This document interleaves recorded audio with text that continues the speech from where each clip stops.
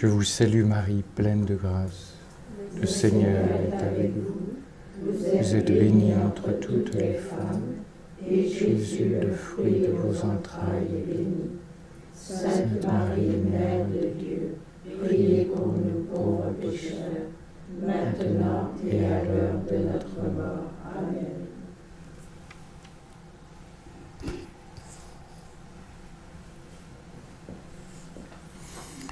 Avec la photo de Léonie, je vous propose ce matin quelques éléments de sa vie.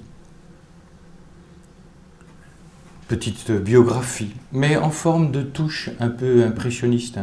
N'attendez pas de moi, d'abord parce que le temps est limité, que je vous fasse une description complète, mais ça va présenter l'avantage de la connaître, bien sûr, mais de voir, de mesurer le terreau dans lequel la petite voix s'est enracinée et s'est développée, s'est épanouie. Jeunesse, première partie.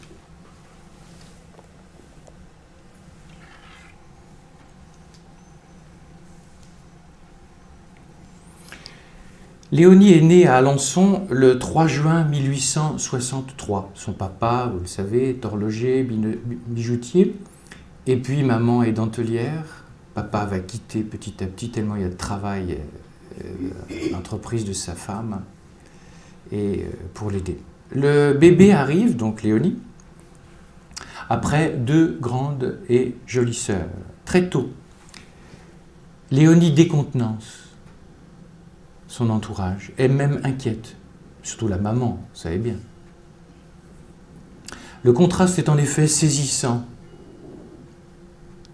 frappant entre ces 2 aînés, très éveillés, belle, débordante de vie, et la petite dernière, donc Léonie, qui est fragile, délicate.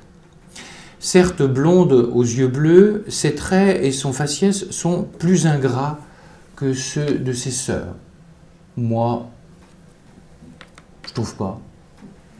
Là, c'est la photo d'elle quand elle est quasiment angélique, sur la fin de sa vie.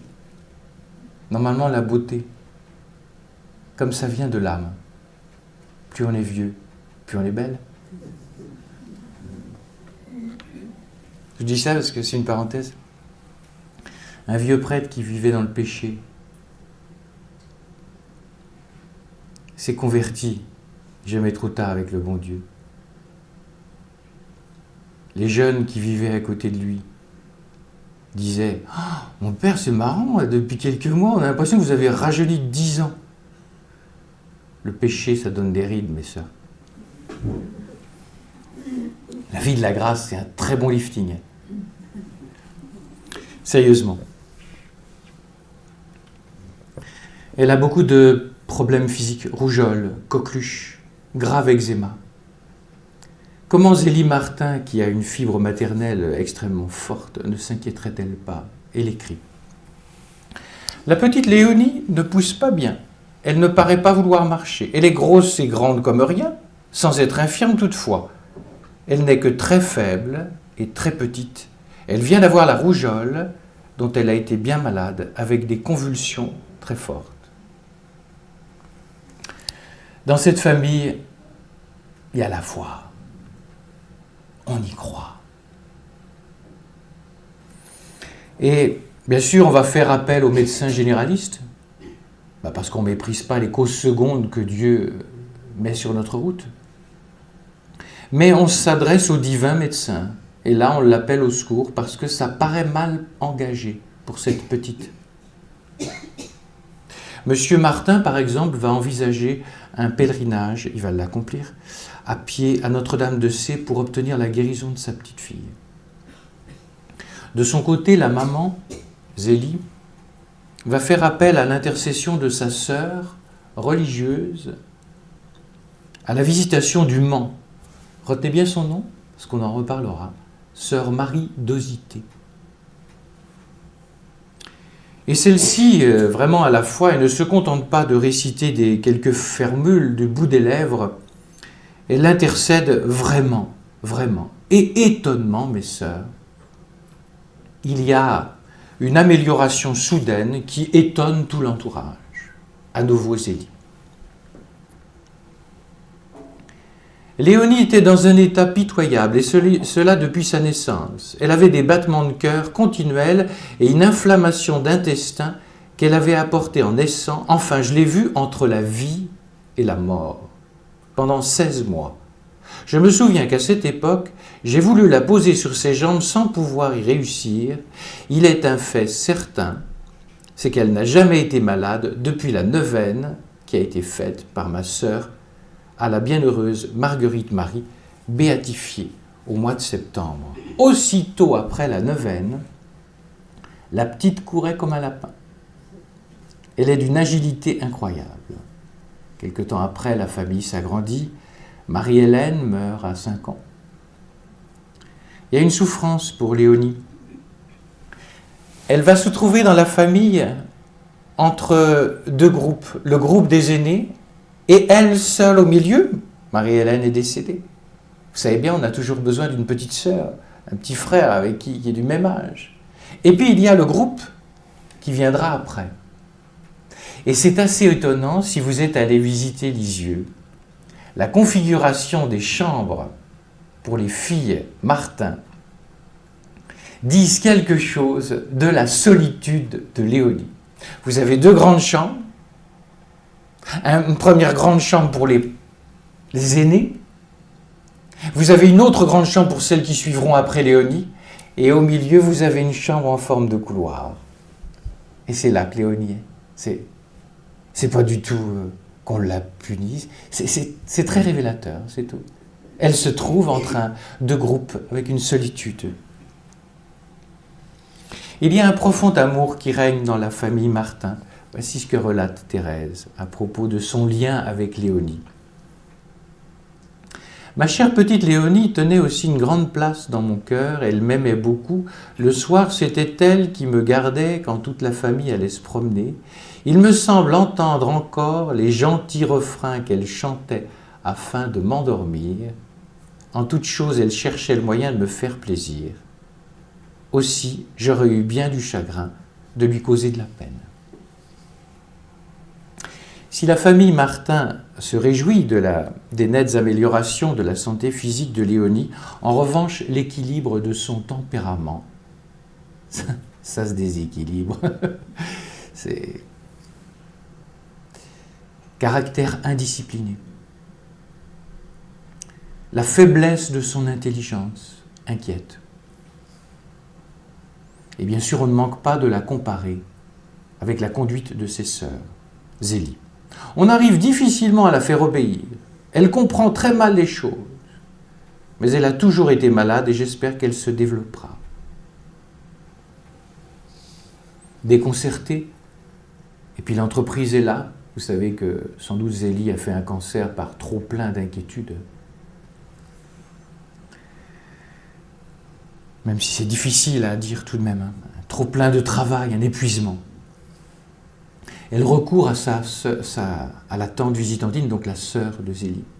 Et on place Léonie au pensionnat du Mans, où se trouve la visitation. Sœur Marie d'Osité dit « J'ai maintenant Léonie, cette terrible petite fille. Elle n'est pas méchante, vous allez voir, la tante. C'est une éducatrice hors norme. Mais, excusez-moi, comme on se le disait hier soir, le réel, c'est la réalité. » La tante religieuse ajoute, elle constate qu'elle a curieusement un ascendant sur la jeune rebelle. Elle dit, elle ne craint personne que moi. Pas au sens de la chicotte, comme on dit en Afrique. Forte de son influence, Sœur Marie d'Osité, qui est à l'école de Saint-François de Sales, donc tout par amour et rien par force, va utiliser cette pédagogie avec la petite turbulente. Notre Seigneur ne veut point de forçat à son service, dit le fondateur François de Sales. Dieu aime d'un cœur extrêmement tendre ceux qui s'abandonnent à lui, et la mère n'a pas tant de tendresse pour son petit enfant que le Seigneur en a pour l'âme abandonnée. Et donc notre religieuse va faire preuve de, écoutez ça, il faut encore plus d'une fois assaisonner douceur et fermeté. Et la petite sauvageonne va se stabiliser peu à peu. La vie de foi de Léonie, sa ferveur d'enfant n'est pas sans influence sur son cœur et sa psychologie, par-delà le côté, voyez bien, qui s'en va dans tous les sens, quoi. Elle a 12 ans, elle fait sa première communion et Jésus la touche. Ça ne vous rappelle pas la Thérèse? Voici ce qu'elle dit. Léonie, je parle. Hein. Il n'était pas de plus beaux jours de ma vie parce que mon enfance et ma première enfance se sont passées dans la souffrance, écrit-elle des années après, dans les épreuves les plus cuisantes. Vous allez la voir, si vous voulez, c'est pas une grande intellectuelle, mais chez elle, l'intelligence va être très puissante par les sens, les émotions. Écoutez ce que raconte à nouveau maman à propos d'un petit fait très révélateur. Elle n'est pas du tout dévote. Donc s'il y en a parmi vous qui se sentent de cette race, tout est possible, hein. Tout est réalisable, c'est mieux qu'à la Matmut, hein. Avec la grâce de Dieu, c'est très puissant. Elle n'est pas du tout dévote, elle ne prie le bon Dieu que lorsqu'elle ne peut pas faire autrement. Cet après-midi, je l'ai fait venir à côté de moi pour lui faire lire quelques prières, mais bientôt elle en a eu assez et m'a dit, écoutez ça, maman, raconte-moi la vie de notre Seigneur Jésus-Christ. Vous voyez ? Le narratif, pas les grandes conceptions, pas les grands concepts. Je n'étais pas du tout décidé à compter. Cela me fatigue beaucoup, je commence déjà à fatiguer. J'ai toujours mal à la gorge. Enfin, j'ai fait effort. Je lui ai raconté la vie de notre Seigneur. Écoutez ça. Quand je suis arrivé à la Passion, les larmes la gagnaient. Cela m'a fait plaisir de la voir avec ses beaux sentiments. Ça vous fait quoi la Passion, mes sœurs? Comme de l'eau sur les plumes d'un canard? Ou des larmes? Pas des larmes de crocodile, des larmes d'avoir été tant aimé.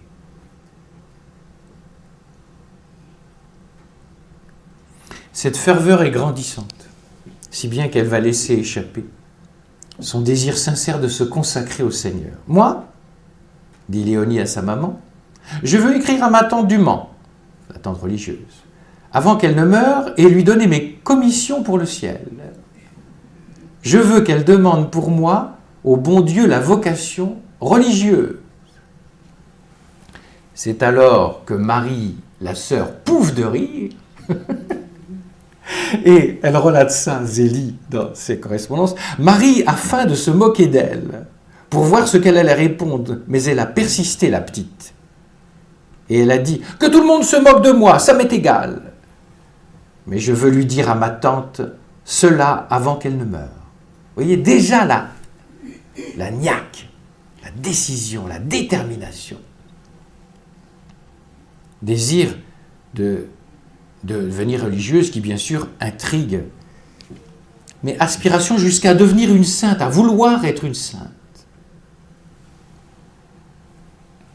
Maman, qui est un peu intriguée par les propos de Léonie, lui dit « Qu'est-ce que ça veut dire chez toi devenir une vraie religieuse ?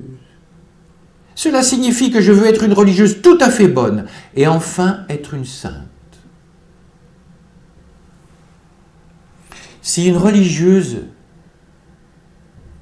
ne se dit plus à un moment ou à un autre, dans l'intime de son âme, « Je veux être une sainte », est-ce que vous voyez la conclusion? Le Père Joël n'est pas dur, il dit les choses. Cette sœur est morte. Elle est morte, vous voyez dans quel sens? Ça peut paraître rude. Elle est morte, elle a laissé mourir le grand désir.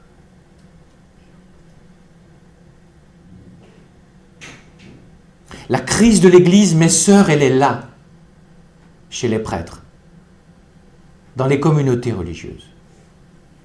Elle est là.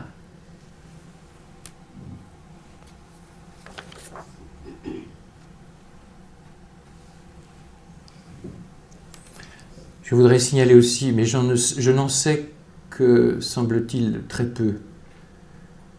Il y avait une bonne, comme on dit, au service de la famille Martin qui s'appelait Louise Marais. Et j'ai rencontré une spécialiste qui va sans doute publier une biographie, disons, scientifique. Ici quelque temps, enfin en tous les cas la dernière fois que je l'ai rencontrée, elle était dessus, ce travail. Et donc Louise Marais a eu, cette bonne, un caractère extraordinairement, malheureusement, dominateur. Et on pourrait se dire, bon, elle n'était pas gentille avec la petite, elle exerçait une véritable tyrannie. Elle lui brossait les cheveux jusqu'au sang.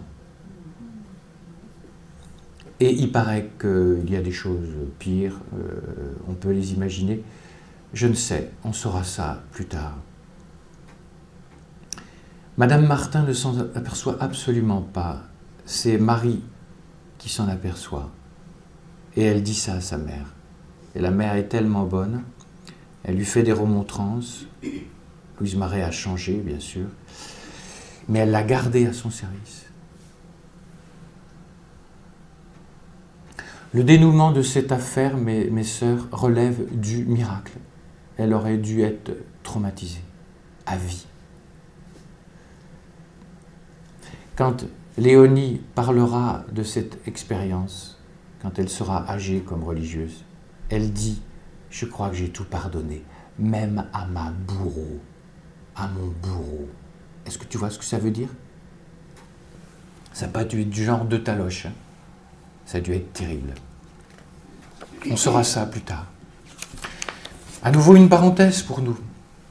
Mes sœurs, c'est possible que dans vos vies, vous seuls le savez, qu'il y a eu des traumatismes quand vous avez été enfant, des agressions, je ne sais, c'est possible.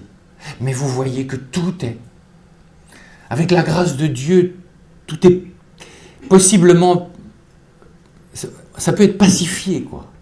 Tout peut être possible. Mais il faut des gros pardons. Deuxième grand thème de notre biographie, vocation. On le sait, Madame Martin a été emportée très tôt par le cancer et Monsieur Martin s'est retrouvé seul avec ses filles. Et il décide de se rapprocher de son beau-frère, Monsieur Guérin, Isidore, qui est à Lisieux. Et c'est là que la famille va acquérir les fameux Buissonnets, cette maison magnifique, rosée. Vous ne trouvez pas?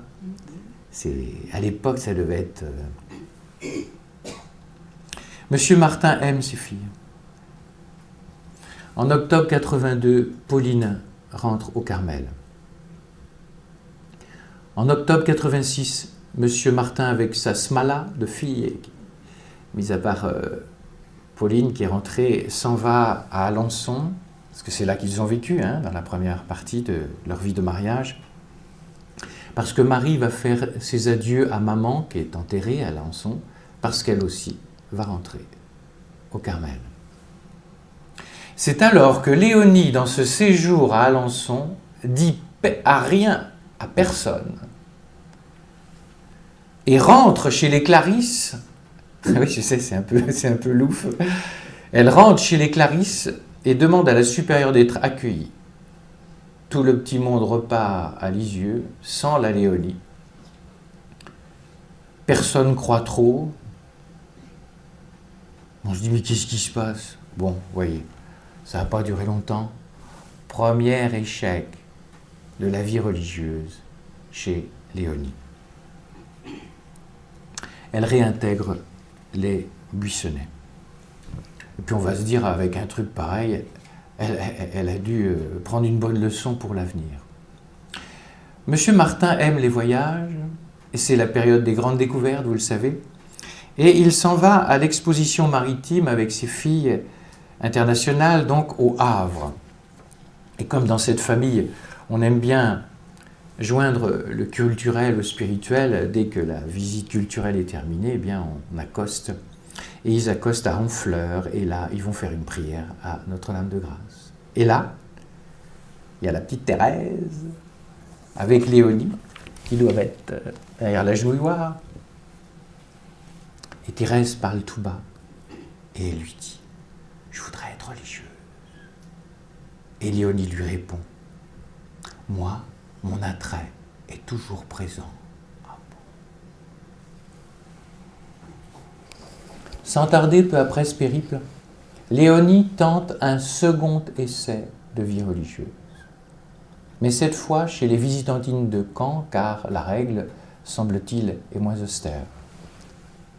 Les premières semaines sont assez encourageantes, mais elle prend rapidement conscience de ses grandes limites, du combat qu'elle doit mener contre ses penchants mauvais, on le verra, une sensibilité exacerbée, moindre réflexion des sœurs et crise de larmes, et pendant 15 jours, je suis par terre. Quoi. Elle écrit à Thérèse, « J'ai fait bien des efforts, pourtant je pourrais encore mieux faire pour notre Seigneur, je le sens bien. Ah, que je voudrais me jeter avec courage dans tous les sacrifices. Parce que mon cœur est fait uniquement pour Dieu, lui seul peut le remplir pleinement, il est trop grand pour le monde, etc. » La fragile, l'instable Léonie pourra-t-elle rester au couvent? Ce deuxième essai se termine à nouveau par un échec, seulement 6 mois après son entrée. Et là, elle revient assez dépressive, dépitée. Elle se compare à ses sœurs, qu'est-ce que vous voulez? Pour elle, tout ça marche, quoi. Puis moi... Quelque temps après, c'est encore plus puissant comme douleur. La petite dernière, la Thérèse, elle va rentrer au Carmel le 9 avril 88 et Léonie est très perturbée. Elle a eu la tendance, comme je disais, à se comparer. Mais très tôt, ce qui la sauve, c'est son humilité. Entre-temps, une épreuve terrible atteint la famille. Monsieur Martin perd la tête. Vous savez que c'est assez étonnant. Hein. J'ai relu ça récemment. On ne dit pas ça assez. Hein. Monsieur Martin a dit à Jésus, « Je suis trop heureux. Tu m'as donné des filles religieuses. Je suis trop heureux. Je m'offre. » Voilà. Et Dieu, quand tu t'offres, il prend ça au sérieux. Alors vous allez me dire, oui, ça m'encourage beaucoup, parce que je m'offre.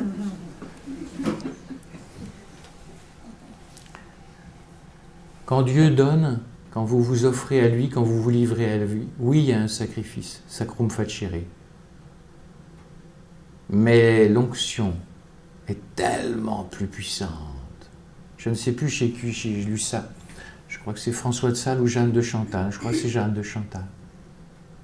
Quand on voit la vie des saints, on ne voit que leur croix. On ne voit pas l'onction de Saint-Esprit que Dieu donne à une âme livrée. Et la personne ne voudrait pas revenir en arrière, tellement l'onction est beaucoup plus puissante que la croix. Chez les saints, si vous voulez, la joie de l'amour dépasse les souffrances des croix que Jésus leur demande. Il faut y être pour le comprendre. Si tu veux lire beaucoup de bouquins et en rester avec la tête, tu ne comprendras jamais rien. C'est dans l'expérience qu'on comprend ces choses. C'est-à-dire que ce n'est pas réservé au tip-top des saints, c'est pour toi. Parce que c'est une expérience qui, normalement, devrait être la condition de tout baptisé. Et normalement, 10 fois plus pour une religieuse, car elle est rentrée pour être épouse, je vous le redis. Et pas pour se caser, pour faire un job. Mercedes, vous vous rappelez ? Qui est morte après ses 100 ans et 3 jours. Elle me disait ça, quand vous irez prêcher dans les communautés religieuses masculines ou féminines, elle qui aurait tant voulu être religieuse et que Jésus a contrecarré ses plans. Donc elle sait ce que c'est. Elle aurait tellement voulu être ce que vous êtes. Mais Jésus lui a montré dans les nuits ce que c'est que les communautés religieuses affadies. Et c'était une terrible souffrance pour elle. Et elle disait donc, vous leur demanderez, pourquoi êtes-vous rentrés? Et vous leur demanderez surtout, pour qui êtes-vous rentrés? Vous voyez, ce n'est pas des questions culpabilisantes. C'est la question de la vie religieuse. Et elle me disait ça, ce que Jésus me donne de voir dans ces nuits où j'intercède pour les communautés. Beaucoup s'installent. Beaucoup s'installent.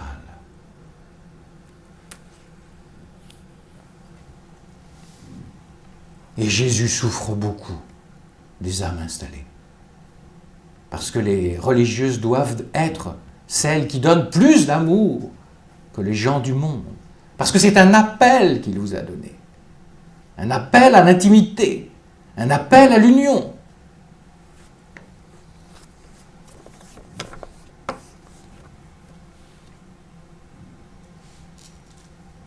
Mais tout est possible, mes sœurs.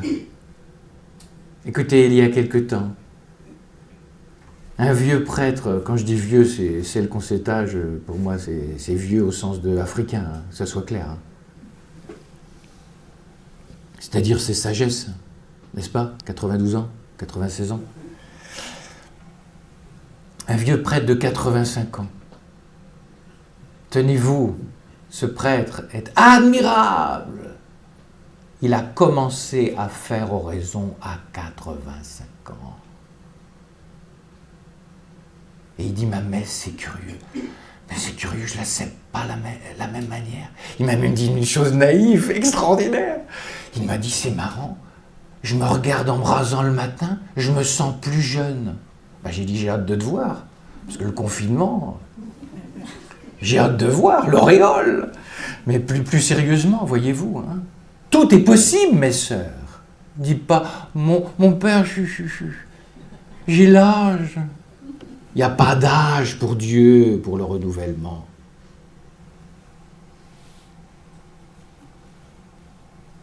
Elles vont, les sœurs qui restent, au Bon Sauveur de Caen.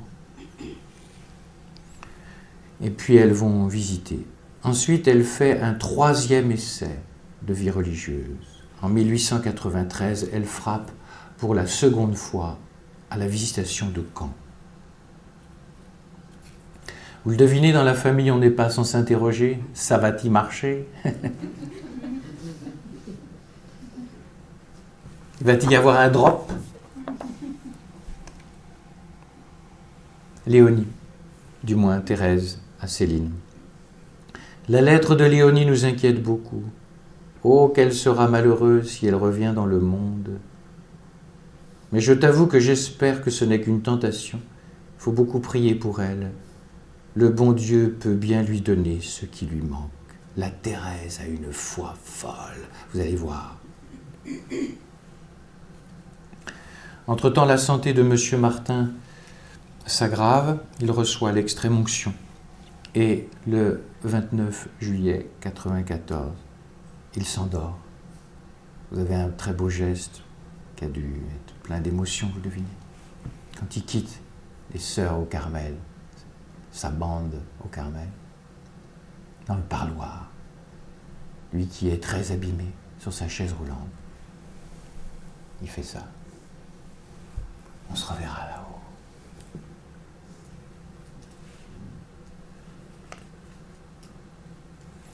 « 14 septembre 1994, c'est Céline, l'intrépide, l'artiste, qui rejoint les sœurs du Carmel. 3e échec, le fruit n'est pas mûr entre-temps pour Léonie. Mais voyez sa détermination. Je finirai bien par me rendre. Voilà. Me rendre au bon Dieu. Comme sur un champ de bataille, on se rend à l'ennemi. Drapeau blanc, je me rends. Le retour dans le monde est douloureux. Et là, vous voyez bien, certaines maladies psychiques, c'est pas des physiques, pardon. C'est pas des infirmières que je vais dire le contraire. Vous savez très bien que les douleurs de l'âme se traduisent parfois par des douleurs du corps. Le docteur Dutot, dans un bouquin sur les fractures de l'âme, dit le mot maladie. Il dit c'est le mal qui a dit. souvent. Et donc elle a des problèmes d'eczéma, mais d'eczéma pas de petite rigolade. Hein. Et tout se déclenche, voyez bien. Quand le cœur est pas bien, le corps est pas bien.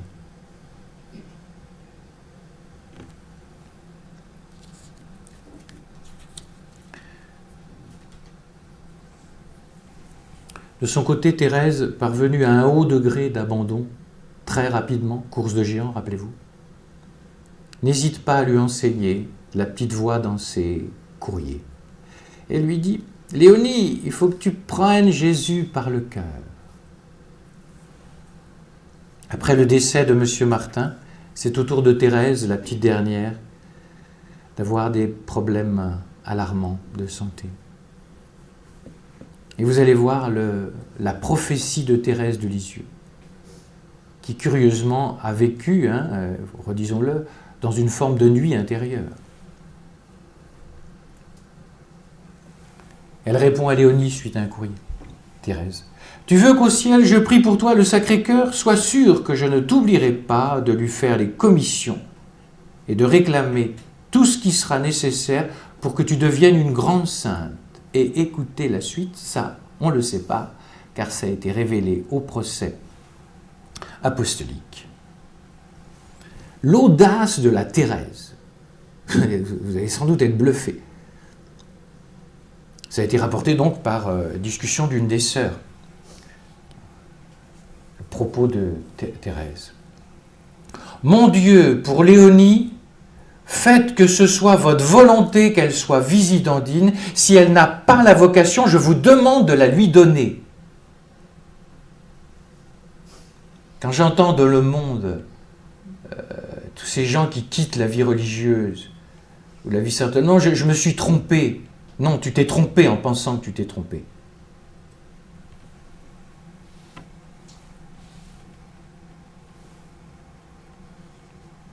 Thérèse meurt. Très tôt, Histoire d'une âme est publiée. Et vous devinez, Léonie tombe là-dessus. Et là, ça a été le gros flash. Ça est devenu sa nourriture. Petite note au passage. Peut-être que ça va être un peu dit à la serpe, ce que je vais dire, mais tout de même. Très tôt, du vivant de Thérèse, sa petite start-up à Thérèse de Lisieux n'a pas trop bien marché. Quelles sont les personnes qui ont compris le message de Thérèse?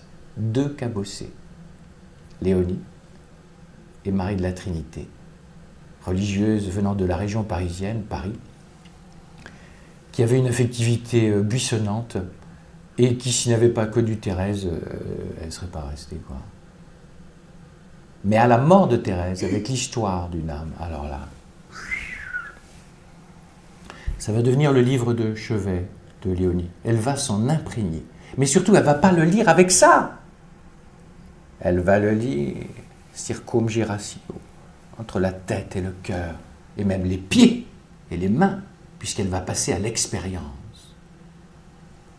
Mes sœurs, toute retraite, tout livre spirituel que vous lisez, comment le lisez-vous? Comment vivez-vous une retraite? Ici ou là? Et jusqu'aux pieds. C'est-à-dire en demandant, mais ça s'incarne comment dans ma vie? Comment je dois le vivre, ce qui est dit? Et que vous ne sachiez pas comment le vivre, c'est normal. Moi non plus, je ne sais pas.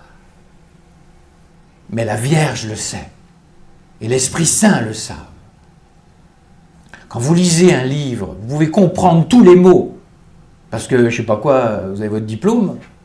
Mais vous pouvez... Les choses de Dieu, il n'y a que Dieu qui les comprend. Il n'y a que Dieu qui les enseigne. Seul l'Esprit Saint sonde les profondeurs de Dieu, dit l'Épître aux Corinthiens. Comment faut-il lire spirituellement les livres? Oui, je lis, je comprends, mais maintenant, Jésus, fais-moi passer à l'expérience. Et donc, quelque part, je ne comprends pas. Dis-moi comment je dois faire. Ça suppose un gros esprit d'enfance, mes sœurs. qui ne court pas les sacristies, malheureusement.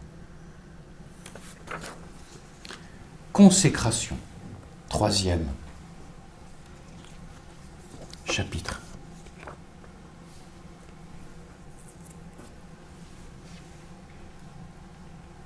Quand un désir spirituel est profondément ancré dans une âme, il est bien difficile de l'arracher. Et c'est ce qui va se produire pour Léonie. Les petits, étant donné que leurs pauvretés sont tellement criantes, s'ils ont dit oui, au bout d'un moment, ils ont toutes les audaces parce que le qu'en dira-t-on sur leur compte ne les inquiète plus. Parce que c'est tellement visible leur limite. On sait qu'elle est ceci, elle est cela. Et donc elle est libre. Depuis sa dernière sortie la visitation de Caen, ce monastère des visitandines de Caen a connu des changements notables. Des travaux ont été effectués, c'est moins invivable, car elle a une santé fragile. Deuxièmement, il y a un changement, il y a une nouvelle supérieure, et on n'écorne pas la règle, mais on l'adapte. Voilà. Et ça a été très bien révélé dans la circulaire nécrologique de Léonie. La supérieure de l'époque disait « À cette époque, nos anciennes mères demandaient aux jeunes sœurs l'accomplissement intérieur de la règle et l'on n'usait pas des adoucissements reconnus maintenant indispensables à la formation des sujets. Ainsi, plusieurs d'entre eux, de santé délicate, durent-ils s'avouer incapables de persévérer et notre pauvre enfant, Léonie, fut du nombre. »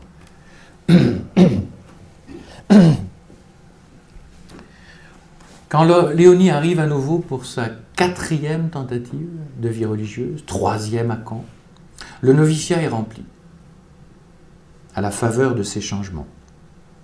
Il y a une ferveur, il y a un bel esprit de famille.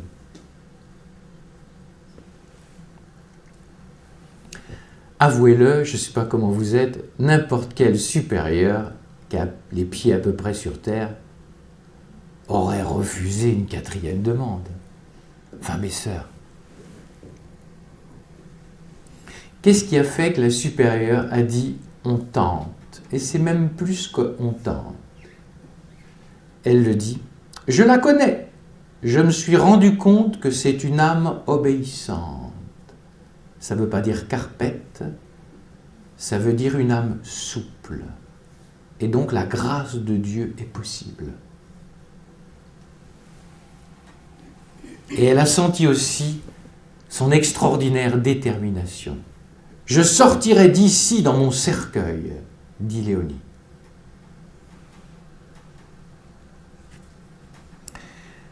Mère Jeanne-Marguerite des Carpentries assure la direction spirituelle, un peu comme Marie de Zité. Extrême patience, fermeté. Elle ne lui passe rien au niveau de l'amour-propre. Et en même temps, elle est d'une patience, une souplesse. Et se sentant comprise, notre chère Léonie, encouragée, va apprendre à tenir dans le temps.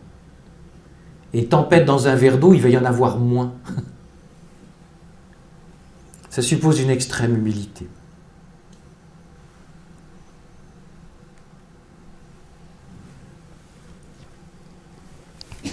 Léonie approfondit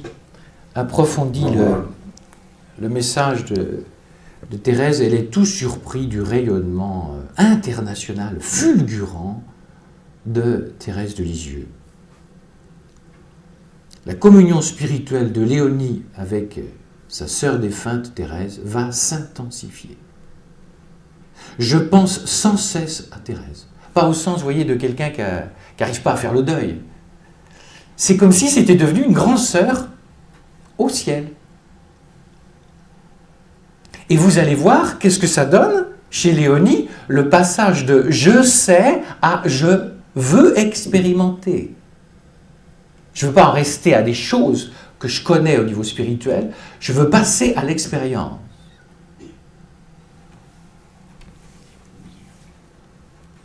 Elle fait appel à Thérèse dans les riens du quotidien. Je le redirai, et quand même on peut le préciser parce que ça va éclairer le propos. Léonie est pas bonne à grand-chose. Elle n'a jamais eu un poste en premier. Elle a toujours eu des postes de second, parce qu'on se disait, va-t-elle y arriver? Écoutez-la. Tu sais que je suis infirmière, elle écrit ça, c'est ça. Tu sais que je suis infirmière depuis 10 jours, parce que notre chère officière est au repos sur une chaise longue. Mais je l'espère pas pour longtemps, car je compte sur notre Thérèse pour la guérir. Si tu voyais comme je suis affairée, cela t'amuserait beaucoup. Vraiment, parfois, je ne me reconnais pas moi-même. Ah, voilà mon secret. Vous voyez, il y a la sœur qui est malade. Elle dit, Thérèse, fais quelque chose pour elle. Ça ne s'arrête pas là. Je suis infirmière parce que l'infirmière en chef est malade. Et je suis un peu dépassée. Thérèse, inspire-moi comment m'occuper des sœurs. Écoutez-la. C'est ma Thérèse chérie qui est infirmière. Voilà mon secret. C'est ma Thérèse chérie qui est infirmière et moi je ne suis que sa toute petite aide. Tu comprends, si nous faisons de si bonnes besognes, c'est à elle que revient toute la gloire. 15 ans après avoir été prêtre, c'est ça qu'une vieille femme aveugle m'a enseigné, car je ne savais pas être prêtre. Il m'a fallu juste être un peu simple pour croire qu'une vieille femme qui n'est même pas prêtre, comme ça aux abords un peu cachés et ombrageux, puisse me dire des choses fondamentales, du genre, je me revois, on était sur le port. Mon père, il faut que vous appeliez le Saint-Esprit, que vous lui parliez, comme le plus simplement du monde, à l'être le plus, comme si c'était le plus proche que vos parents. Et mon père, il faut que vous l'invoquiez dans les riens du quotidien.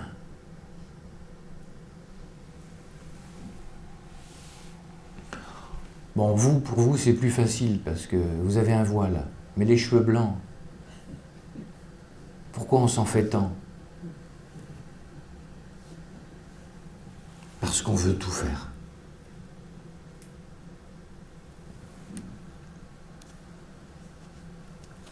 La communion eucharistique est aussi une très grande nourriture.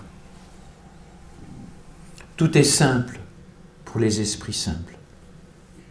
Léonie puise dans l'Eucharistie, force et constante pour traverser ces épreuves et ces déserts, et vous allez voir que les déserts ne manquent pas dans cette existence. Jésus hostie, dit-elle, vient chaque matin prendre possession de mon chétif cœur. Puisse-t-il le changer avec le sien? Quelle grâce que la communion quotidienne. Mes sœurs, renouvelez votre désir de la messe tout à l'heure. Nous allons être contemporains du Golgotha demain, tout à l'heure à 11h30, mes sœurs. Nous déshabituer. L'Eucharistie, c'est trop grand. Léonie change, se stabilise, s'unifie. Et les suffrages de l'ensemble des sœurs sont favorables pour son accueil définitif au sein de la communauté de la Visitation de Caen. Le changement notoire de Léonie n'est pas seulement perceptible de l'intérieur du couvent. Monsieur Guérin a dû être malade, je pense, et c'est son gendre, je crois, le docteur de la Néelle, qui assiste à l'engagement définitif, puisque vous savez que les sœurs sont restées au Carmel à cette époque-là, on ne sortait pas. Et le docteur de la Noël, vous savez, c'est un docteur, ça sent bien, ça sent les choses, les docteurs, quand même. Comme les infirmières. Ça a le cœur au bout des doigts, ces gens-là. Et il dit, ah, Léonie est vraiment transfigurée. Elle était vraiment belle. Il nous semblait que le Saint-Esprit reposait sur elle.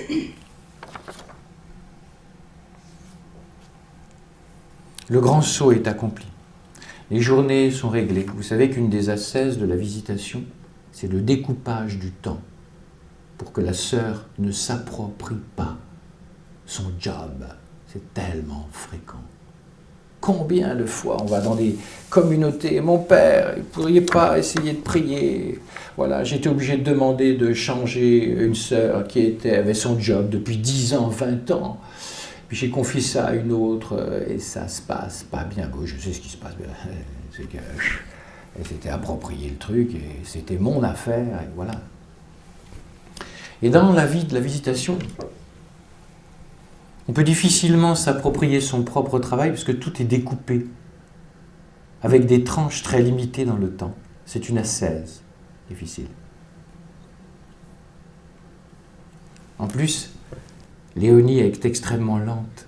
Parce qu'on pourrait se dire, bon, elle n'est pas trop fut-fut, donc elle doit savoir se débrouiller avec ses doigts. Je ne sais rien faire de mes 10 doigts. Elle est très lente, elle a des limites de tempérament. Elle ne peut jamais, comme je le disais, occuper des responsabilités de premier plan. Par contre, dans l'exercice de la charité avec les sœurs et les anciennes sœurs, elle est assez extraordinaire. Petite délicatesse au passage, vous allez voir, de la sage Léonie, qui commence à avoir un peu de bouteille vis-à-vis des toutes jeunes sœurs. Et une jeune sœur qui vient de rentrer, bien sûr, on connaît parfois les crises de cafard. Écoutez ça. Un office du soir, Léonie aperçoit les larmes, discrètement, dans les yeux d'une jeune postulante. Elle s'empresse après l'office de la précéder et avant qu'elle n'entre dans sa cellule, elle l'embrasse sans lui dire une parole. Voilà. Et la sœur se sent extrêmement comprise. Et ça a suffi. Attention aussi délicate vis-à-vis des personnes âgées, des sœurs âgées. Une ancienne supérieure en fait part à Pauline, qui était au Carmel. Sœur Françoise Thérèse entoure ma vieillesse de multiples et affectueuses attentions, venant me chercher pour me conduire en chaise roulante, au chœur et aux assemblées de communauté, avec une parfaite exactitude. Et chez elle, l'exactitude, c'était pas facile. On le devine, leur joie immense, 8 jours de béatitude, quand parce que Thérèse, c'est pas simplement ouragan de gloire. Les démarches pour la béatification de Thérèse, notamment le procès de l'ordinaire, doit se dérouler au Carmel de Lisieux. Et l'impensable devient pensable. C'est qu'il faut bien que Léonie vienne témoigner de l'éventuelle future sainte béatifiée. Et donc, folie, c'est que voyage de Caen à Lisieux et les sœurs se retrouvent ensemble pour 8 jours. Alors, bien sûr, il y a des interrogatoires, mais elle dit « Oh, je suis heureuse », l'émotion est folle, parce qu'il y a un amour entre ces sœurs qui est étonnant. Et donc, béatification 23, 1923, et canonisation 25. Fin de vie, dernier chapitre.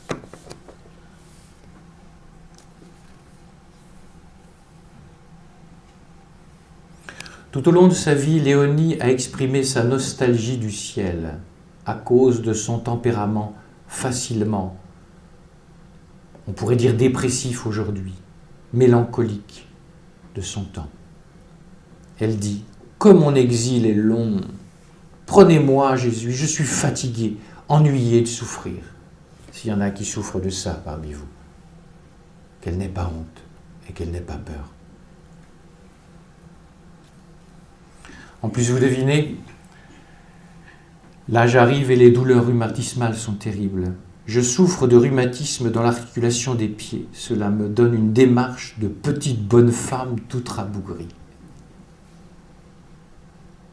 Les dernières semaines furent douloureuses, mais l'occasion de parfaire son abandon total à Dieu sont là. Écoutez ce qu'elle dit. Le divin voleur est à la porte. Et je lui dis, par ici, Jésus. Je sens une destruction dans tout mon être. Elle a dû avoir mal. Hein? Le mot est fort. Je dis à mon Jésus de me préparer lui-même à sa venue, ne voulant me mêler de rien, l'abandon, mais ça, ne voulant me mêler de rien, car je ne ferai autre chose que tout gâter. Le lundi 16 juin 41, la fin semble imminente. Dans la nuit, Léonie fixe soudainement sa supérieure qu'elle aime tant, Marie-Agnès Debon. Celle-ci la bénit, l'embrasse, lui fait baiser la croix en disant « Mon Dieu, je vous aime ». Quelques soupirs, et notre bien-aimée Léonie s'endort pour l'éternité. Rayonnement.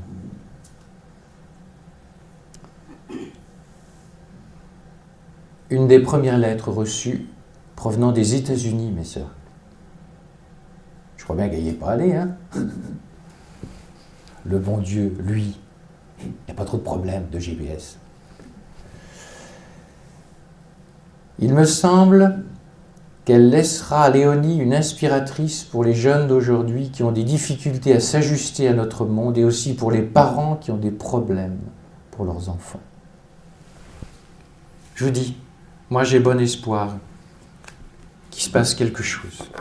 Mais l'Église est l'Église et elle est notre bonne mère. Si vous allez, je termine là-dessus, une présentation de Léonie, le monastère de la Visitation, dit très justement les choses entre Thérèse et Léonie. On va s'arrêter là-dessus.